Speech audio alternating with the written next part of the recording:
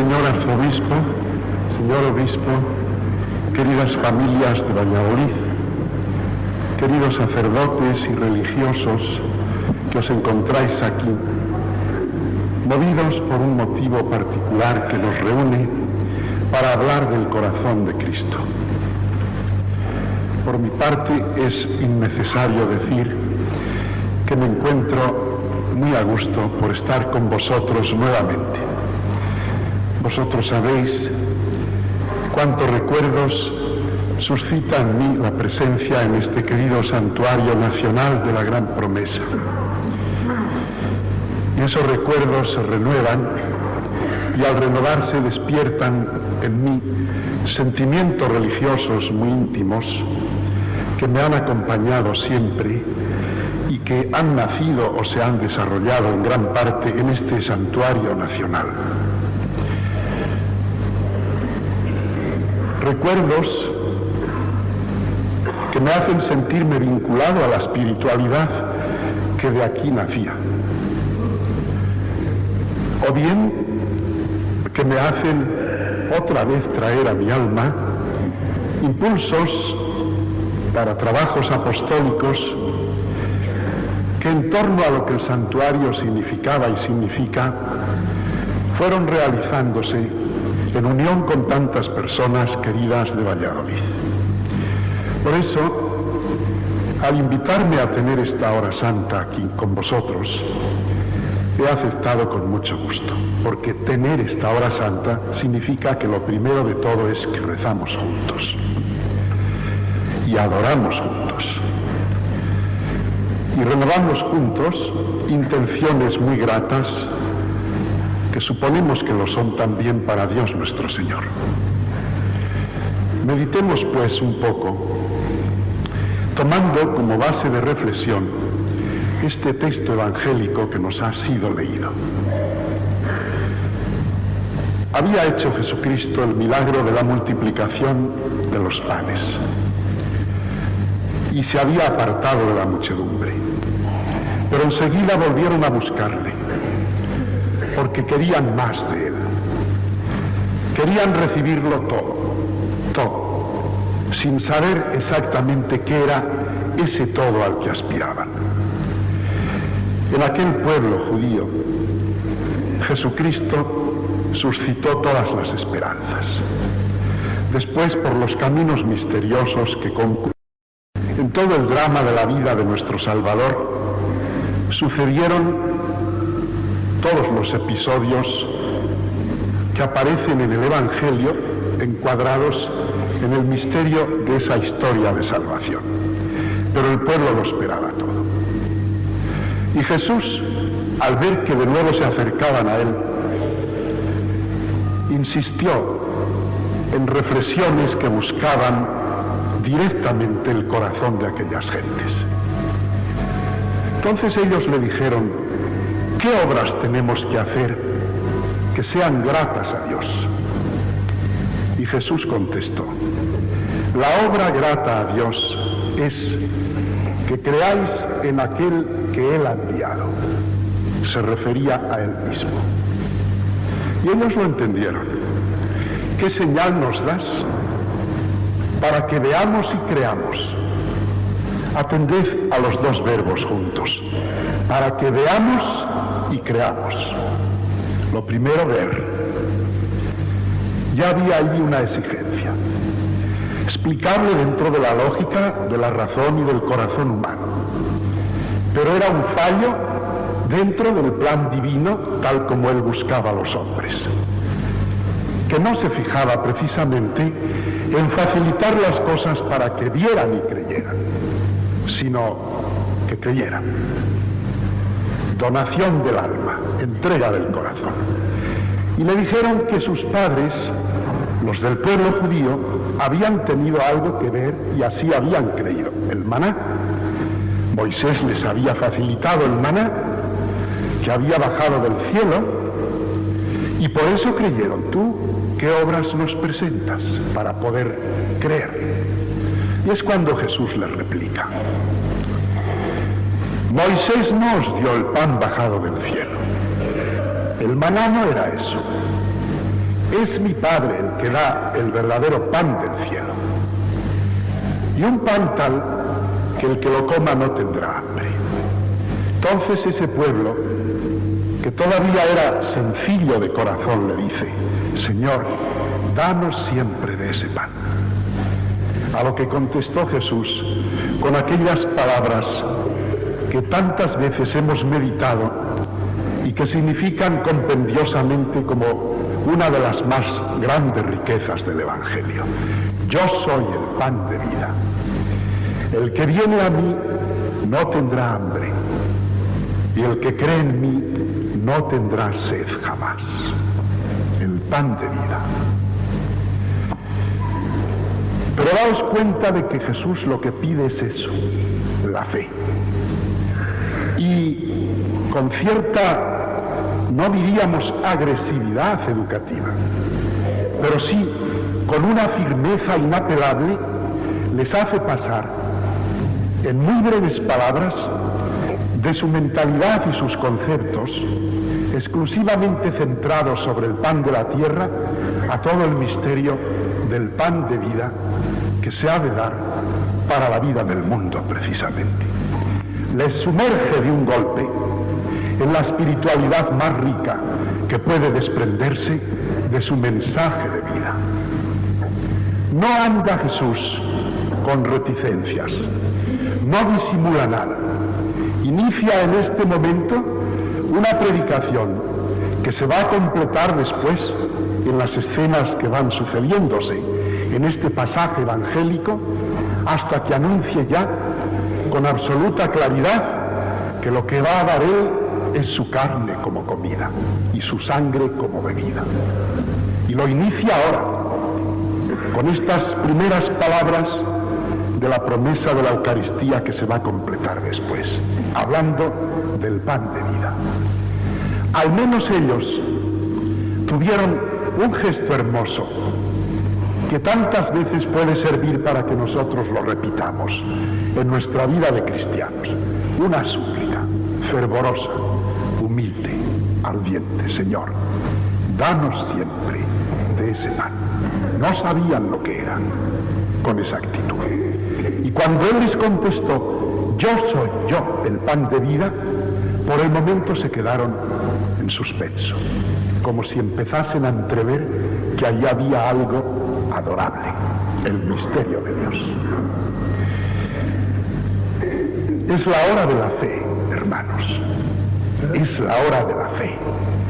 En realidad siempre es la hora de la fe, pero de manera particular lo es en estos tiempos que estamos viviendo hoy. Y de una fe así, tal como Jesús nos la pide. Una fe sencilla y humilde que se entrega totalmente y que acepta el mensaje de Dios. Se nos ha dicho repetidamente por parte de teólogos y pastoralistas que la fe cristiana no consiste en aceptar un código moral, ni siquiera principalmente en un conjunto programático de doctrinas muy señaladas que satisfagan los esquemas mentales del cristiano. Se nos dice que la fe es una adhesión personal a Jesucristo, a la persona y vida de Jesús. Pues sí, así es. Aceptémoslo, pero con lealtad. No inventando nosotros un Cristo a medida de nuestro capricho. No. Es adherirnos a Jesús. ¿Pero quién es Jesús? Es el Hijo de Dios. Es el que predica la verdad. Es el que nos señala como meta de perfección las bienaventuranzas. Es el que pide pureza de corazón. Es el que nos habla en todo momento de que el amor y la justicia han de guiar nuestros pasos. Es el que nos presenta la esperanza de la vida eterna. Es el que nos ofrece la resurrección. Es el que nos marca un camino de vida. El que nos pide una transformación total en nuestra interioridad y en nuestro comportamiento humano social. A este Jesús sí nos debemos adherir, pero no a una persona de Jesús, presentada caprichosamente con arreglo a ideologías parciales. En la persona de Jesús está la totalidad de un mensaje. Y Él va adelante, predicándonos con su presencia y su encarnación todo el plan de Dios sobre nosotros. Lo demás, cuanto aparezca como explicación detallada de los aspectos que deben llenar nuestra vida para la relación con Dios, con los hombres y con nosotros mismos, no es el esquema doctrinal de un sabio. No es un conjunto de proclamaciones dogmáticas librescas. Es precisamente la fragancia de una vida divina. Es el Hijo de Dios mismo, hecho palabra, hecho norma, hecho amor, hecho luz y guía, hecho fuente de esperanza, hecho fuerza de gracia santificadora, hecho totalidad de la revelación del Padre al Hijo. Ahí sí, de esa manera nosotros nos adherimos a Él y le decimos también: Señor, danos siempre de ese pan. Queremos comer de ese pan, que es vivir de tu vida. Meditemos brevemente.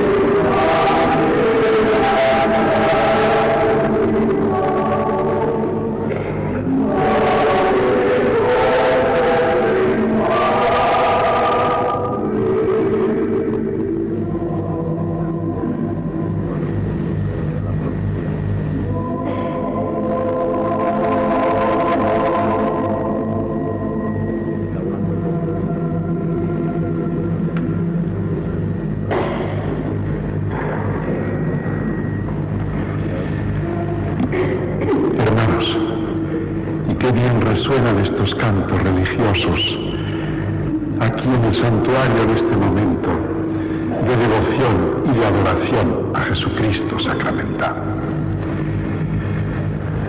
Porque ellos se nos ayudan también a esta unción interna del alma que debemos procurar sentir cuando nos ponemos en contacto con Dios. Ayudan a experimentar el gozo de la religión, que es algo no solamente está permitido, sino querido por toda la eficacia del mensaje que la Iglesia va presentando a sus hijos. El alma tiene que adorar con gozo y tiene que presentarse ante el Señor así, contenta de todo lo que el Señor le da. A eso ayuda este ambiente de devoción que estamos respirando en este momento. Jesús, el pan de vida. ¿Y dónde encontraremos este pan, hermanos? ¿Dónde lo hemos de encontrar? Entonces era una promesa. Pero las promesas de Jesús se cumplen siempre. Y más tarde vino el momento de la última cena, en que Jesús cumplió lo que había prometido. Pero no nos adelantemos. A Jesús lo encontramos en la palabra suya que nos ofrece la Iglesia. Y toda la palabra del Señor, tal como ha ido pronunciándose desde el Testamento Antiguo hasta que la revelación se consumó, es la Biblia, donde podemos leer la palabra de Dios. Y particularmente las de Jesús, puesto que es Él quien dijo, el cielo y la tierra pasarán, pero mis palabras no pasarán. A Jesús le encontramos en aquellos que están reunidos en su nombre, la comunidad orante de los cristianos, o la comunidad laboriosa de los cristianos, que está reunida por los vínculos del amor para trabajar en la construcción del mundo, o la comunidad familia de los cristianos, en la cual, movidos por la fe y atentos a las exigencias del Evangelio en que creen, van construyendo la iglesia doméstica. Y que a Cristo le encontramos en los sacramentos, en la liturgia, en la gracia que nos da. Pero de manera especialísima le encontramos en la Sagrada Eucaristía. Ese es por antonomasia el pan de vida. Y sabéis, hay algo que a mí me encanta poder decir cuando hablo a los fieles, como en este caso. Algo que a mí me ocurre y lo siento muy vivamente. De este misterio de la Eucaristía, uno de los aspectos más gratos para mi alma de creyente y de sacerdote es precisamente que sea así, un misterio tan grande, en que se rompen las leyes físicas y matemáticas del todo, pero a la vez un misterio tan cercano, tan bien hecho, tan bien expresado, tan próximo a nosotros, pan de vida. Si nos ponemos a pensar en la fuerza sobrenatural que hay en la realización y cumplimiento de esta promesa del Salvador, nos sentimos como abrumados. No hay manera de entender nada. Y sin embargo, parece que uno quiere entenderlo y hasta está dispuesto a decir, pero si tenía que ser así, si con este Jesús que nos ha predicado este Evangelio, con este Cristo bendito, con este Salvador y Redentor nuestro, en el que vemos tanta grandeza pero tanta misericordia, tanto amor a los hombres, ¿cómo es posible que, terminada su existencia histórica en la tierra, no nos quedase nada de Él, así, real, vivo, muy real, muy vivo? Tenía que buscar un medio para eso, y es la Eucaristía. Ahí es donde veo yo, permitidme esta palabra totalmente inadecuada, pero apta para nuestro coloquio de creyentes. Ahí es donde veo yo lo bonito de la Eucaristía, un pan y el vino que se nos dan, hechos cuerpo y sangre de Jesús. Tenía que ser así, de algún modo. Ahí es donde encontramos particularmente el pan de vida que Él prometió. Y Cristo siguió diciendo en este pasaje del Evangelio que se nos ha leído y al que yo mentalmente estoy refiriéndome, que todo el que venga a Él, pues que quedará saciado, y que es el Padre el que trae a aquellos que quiere que vengan a Él, y que nada de lo que el Padre ha traído hacia Él y le ofrece, nada se perderá, y que Él lo resucitará en el último día. Es decir, estas palabras grandiosas, clave de la esperanza del cristiano, es la Eucaristía Santa. Jesús próximo, Jesús que sale a nuestro encuentro y que nos da esa espléndida esperanza para poder seguir nuestro camino. Asistía el Papa el año pasado al Congreso Eucarístico Nacional de Italia en la ciudad de Pescara y pronunció el discurso final. Y nos habla de esto, de las presencias de Jesús. Y llega el momento en que rompe el hilo de su discurso y proclama en gritos de júbilo propios del que vive de esa fe y quiere comunicarla intensamente a sus hijos. Y dice: oh pan perpetuo, oh Cordero insustituible, oh Jesús. Los judíos, siguió diciendo, le buscaban queriendo encontrar milagros económicos. Y cuando él dejó de hacerlos, multiplicar el pan, y les presentó el milagro divino, lo sobrenatural, aquello que puede facilitar la conquista del Dios que viene a la tierra, entonces se sintieron defraudados. Y tras un diálogo con él, llegaron a apartarse de su presencia. Y esto es, sigue diciendo el Papa, lo que ocurre hoy con frecuencia. Hay una psicología sociológica en el mundo de hoy que acusa a la Iglesia, a Cristo, al sacramento del amor, de que no resuelve los problemas del hambre humana, hambre de muchas especies muy distintas. Y no se dan cuenta de la preciosa ambivalencia, doble valor, significa aquí la palabra del Papa, del mensaje de Jesús, cuando al llamarnos ante todo a la conquista de lo sobrenatural, va buscando también que el corazón lleno de ese amor atienda simultáneamente.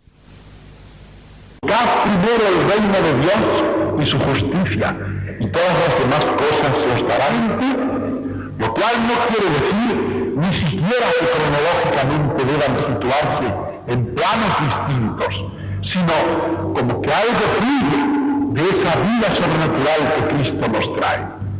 Consecutivamente, del corazón que se deja llenar y alimentar por ese pan de vida que es la Eucaristía, brotan las exigencias más vivas para transformar el mundo.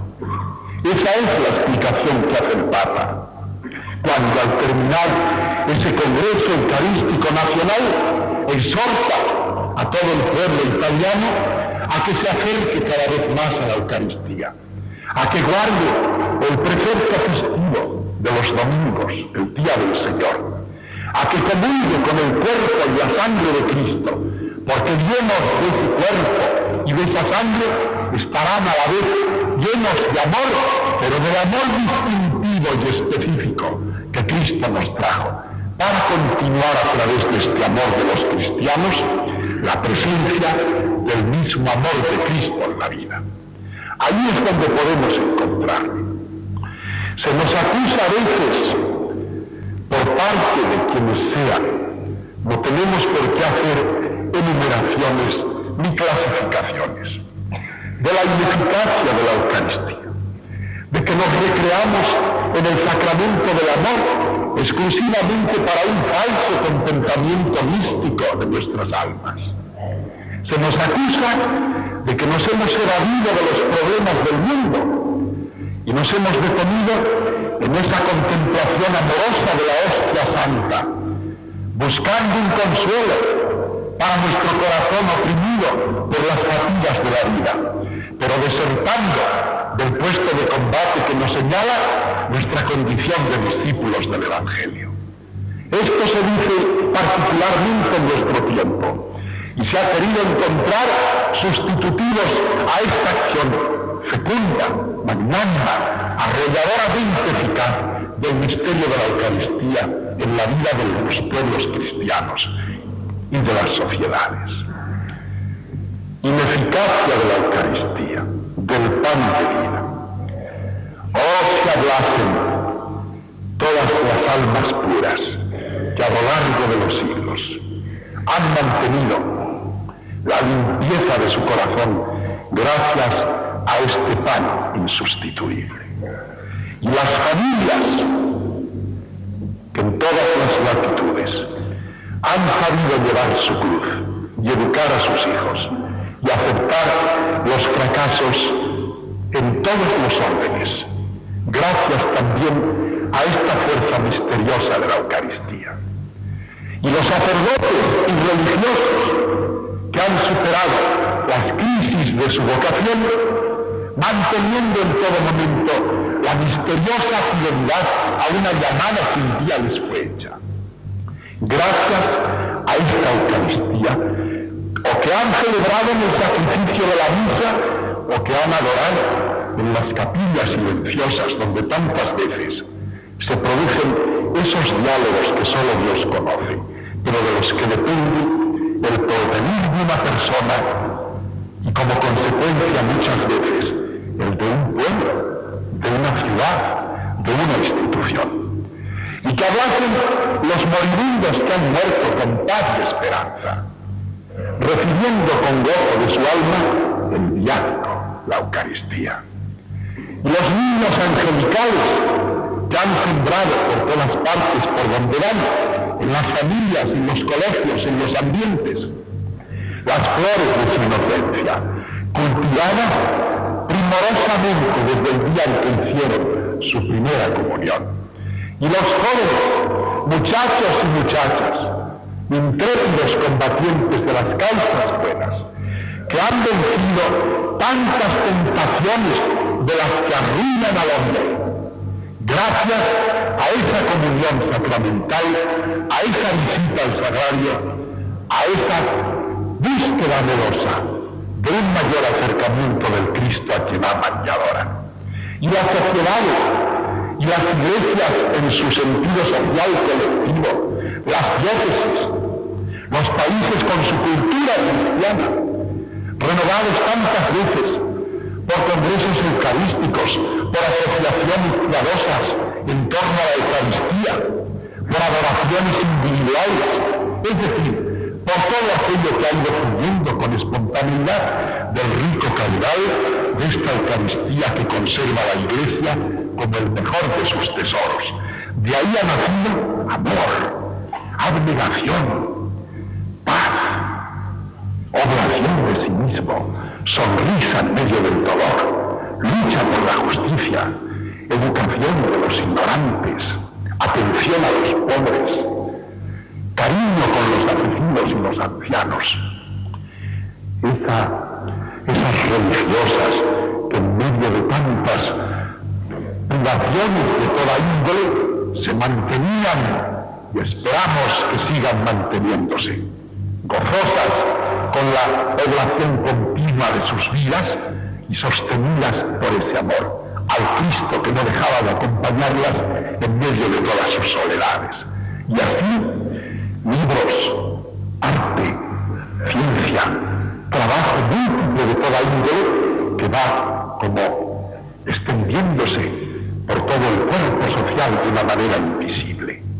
Es el milagro divino, es la ambivalencia que dice el Papa, es lo consecutivo a esta recepción de la Eucaristía, es el cumplimiento a través de todo esto de la promesa del Señor y de su anuncio. Nada de lo que el Padre me ha dado se perderá, yo lo resucitaré en el último día. Dichosos nosotros los cristianos que podemos colaborar con Cristo para el mantenimiento de esta fidelidad de todos aquellos a los que Él ha buscado.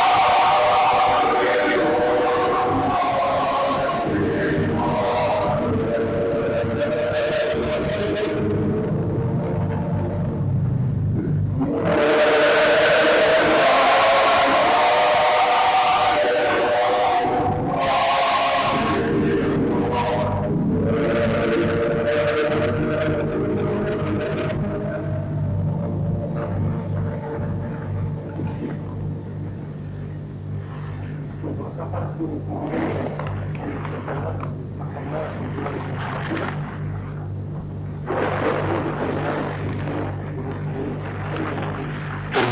nuestra reflexión, hermanos. Sabemos quién es el pan de vida, Jesús. Sabemos dónde podemos encontrarle, especialmente en la Eucaristía. Y ahora, una última pregunta. ¿Y de dónde ha venido ese pan? ¿De dónde ha brotado? ¿Por qué se nos ha dado? Ya no tenemos otra respuesta más que la de su corazón bendito. El corazón adorable de Jesús. El corazón eucarístico de Jesús. Terminaba el Papa ese discurso, homilía pronunciada en el Congreso Nacional Eucarístico de Italia.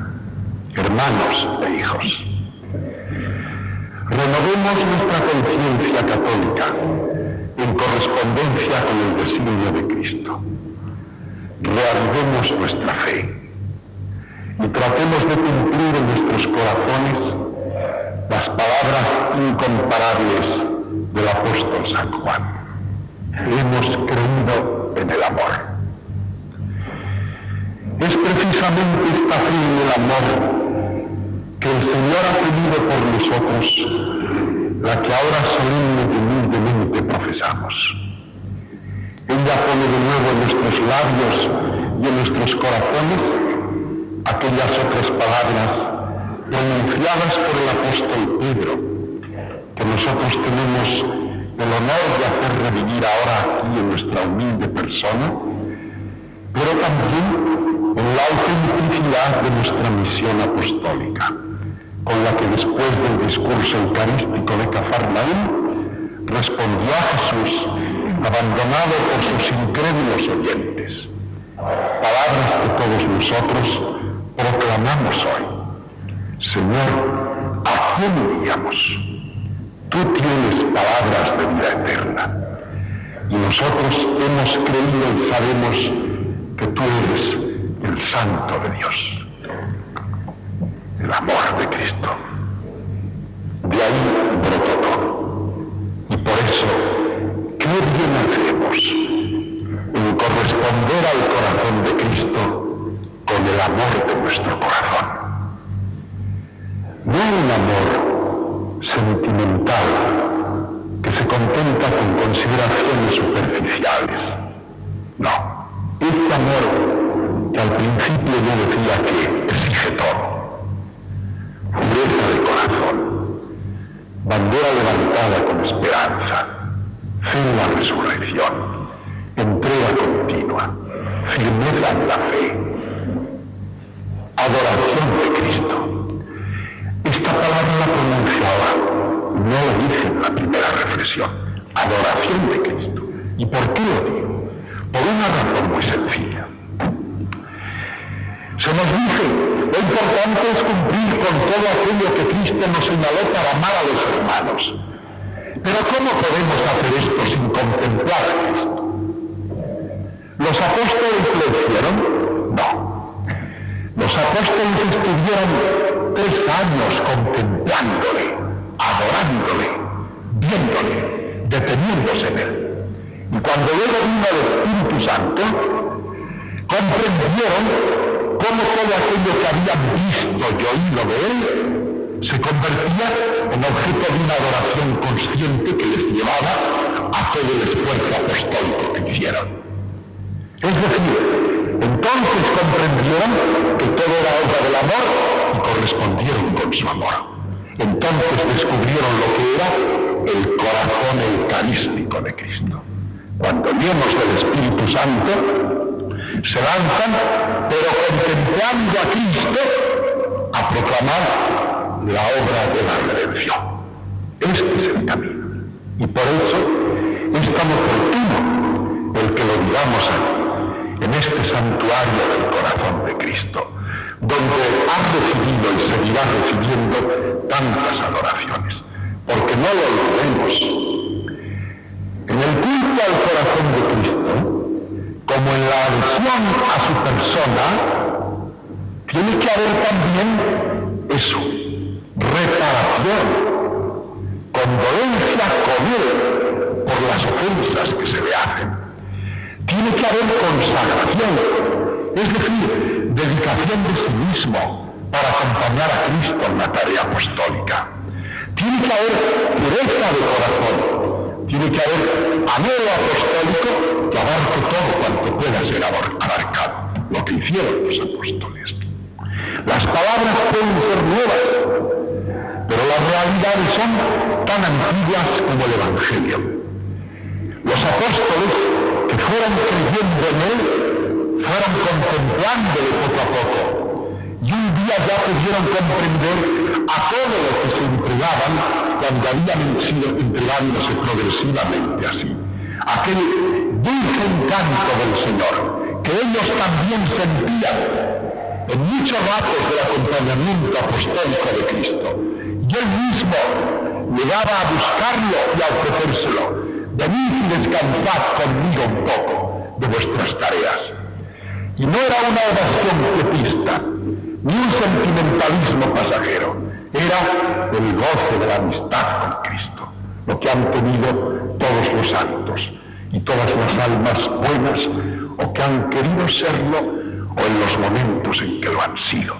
Porque no hay un cristiano, ninguno, que pueda serlo sin que se dé cuenta de que la ley esencial para serlo es amor a Dios y amor al prójimo.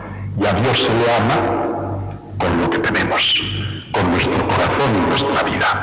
Mucho más cuando comprendemos que todo en él ha sido obra del amor. Por eso es tan necesario el que mantengamos el culto al corazón de Cristo y que veamos en él como un medio providencial que se nos da.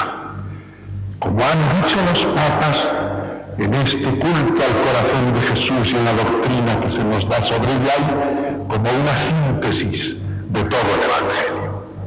Y que lo miramos así y lo ofrezcamos con todos los compromisos que ello lleva consigo, pero con toda la enorme serenidad propia del que cree en las palabras de vida eterna que tiene Jesús.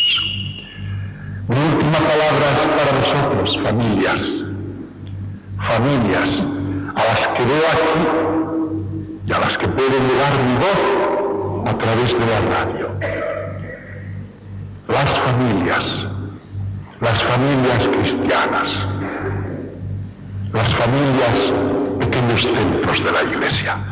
Nunca se os ha exigido tanto y nunca se os está dando tan poco. Se os exige todo. Que eduquéis bien a los hijos, que seáis fuertes en vuestra fe, que deis testimonio en la vida social, que colaboréis en la construcción del mundo, que confeséis vuestra fe, que comprendáis a los que no la tienen, que seáis hijos de vuestra época, que no reneguéis del pasado pero miréis al futuro. ¿Cuánto se pide a una familia cristiana? ¿Y qué se le da? La familia cristiana está recibiendo hoy, por parte del ambiente social, agresiones constantes. Se le arrebata con violencia todo lo que puede tener para su propia defensa. Esta pornografía indecente, esta subcultura que arrastra con la fuerza de una tormenta todo lo que se le pone por delante. Estas luchas políticas que sumergen a cualquiera en la confusión. Todo aparece a primera vista como un ideal digno de la época que vivimos y todo está contaminado. Internacionalismo, acercamiento de los pueblos y luego se forman bloques irreconciliables que lo que buscan es el imperio del mundo. Libertad del hombre y termina en un libertinaje desenfrenado. Religiosidad libre y llegan por todas partes ataques a la religión y un desmoronamiento continuo de las enseñanzas de Cristo. Educación de los hijos, y se fomentan todas las rebeldías en los hijos, de tal manera que los padres tienen que contemplar con lágrimas de dolor cómo se les van de sus manos y a pedirles: tenéis que ser testigos de Cristo, tenéis que transformar la sociedad, tenéis que conseguir una economía mejor, tenéis que luchar incesantemente para dar testimonio. ¿Cuánto les pedimos? Al menos Cristo os da algo, familias, os da su corazón, os da la fuente de esperanza que ves, os da su evangelio, os da esas palabras que son garantía de vida eterna y promesa de resurrección. No lo dejéis.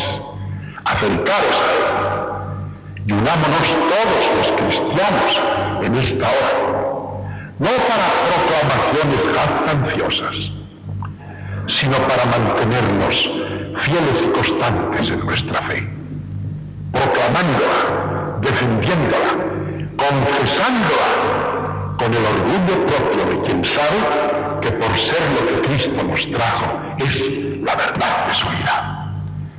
Ahí, en ese corazón bendito de Cristo, encontraréis las fuerzas para seguir acercándoos, a alimentaros constantemente con el pan de vida, pan que nos da gozo y alegría, que nos sostiene en medio de todas las tentaciones, que nos acerca al misterio. Todo en la vida del cristiano es como una carrera. Al principio el misterio parece casi duro, poco a poco se hace próximo y llegamos a familiarizarnos con él. Y cuando la vida se va terminando, cuando todo parece que se nos derrumba hacia abajo, el que ha tenido fe y la ha cultivado con amor, ve que se le acercan del todo los misterios de Dios y que va a poseerlos ya en una plenitud de vida sin límites, en un amor que no se extinguirá nunca. Dichosos aquellos que han escuchado las llamadas que nacen del corazón de Cristo y que le han rendido el suyo poco a poco, con ese amor que es el distintivo del verdadero discípulo de Jesús, pan de vida, Cordero insustituible.